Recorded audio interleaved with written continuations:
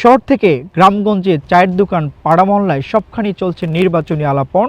ত্রয়োদশ জাতীয় সংসদ নির্বাচনকে কেন্দ্র করে একদিকে চলছে প্রার্থীদের দৌড়ঝাঁপ, ঠিক তেমনি রাজনৈতিক দলগুলি করছেন নানান সমীকরণ।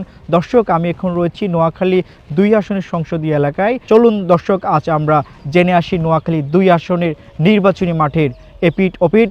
সাথে রয়েছে আমি আবু রায়হান সরকার।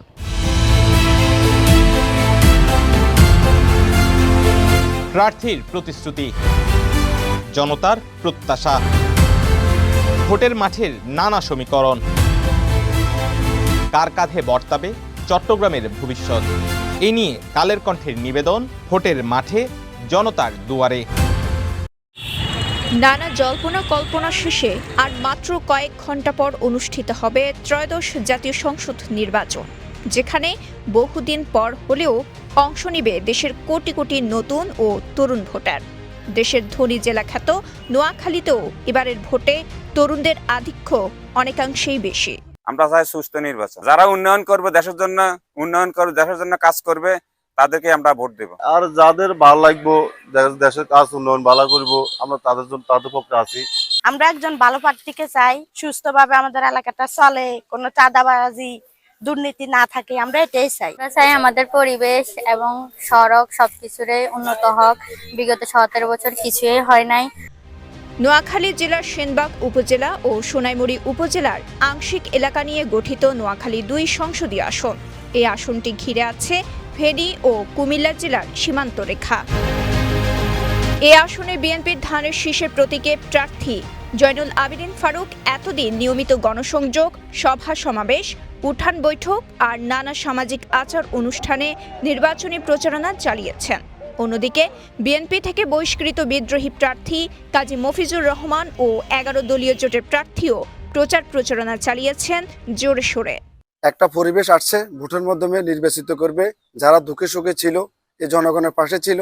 বিগত গেছে বছরে বন্যা কবলিত এলাকা, যারা এই জনগণের পাশে ছিল, মানুষের পাশে ছিল, আমরা তাকে নির্বাচিত করব। ইনশাআল্লাহ দাঙ্গা হাঙ্গামা কিছুই হবে না। আমরা সবাই কাঁধে কাঁধ মিলিয়ে সমস্ত ভাইরা সবাই একসাথে যাব কেন্দ্রে। মারামারি ফিডাফিডি এগুলা সবসময় লেগেই থাকতো 17-18 বছরের ভিতরে। যদি কেন্দ্রের মধ্যে যদি প্রত্যেক কেন্দ্রতে যদি সেনাবাহিনী দেওয়া হয়, পুলিশ দেওয়া হয়, তাহলে আমার মনে হয় ভালো হবে। এখানকার বিএনপি প্রার্থী তার নির্বাচনী এলাকার উন্নয়নে নানা পরিকল্পনা ও নিজের আকাঙ্ক্ষার কথা জানাচ্ছেন ভোটারদের।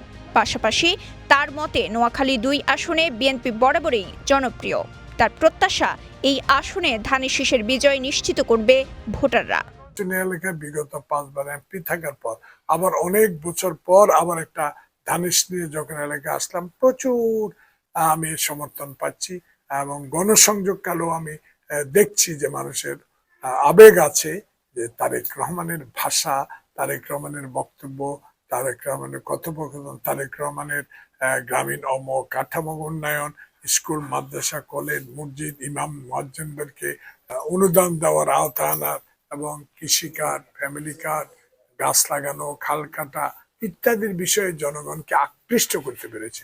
আবার অন্যদিকে দল থেকে বহিষ্কৃত বিএনপির বিদ্রোহী প্রার্থী কাজী মফিজুর রহমান এবারে নির্বাচনী প্রেক্ষাপটে মানুষের নিরঙ্কুশ সমর্থন পাবেন এমনটাই প্রত্যাশা করেন।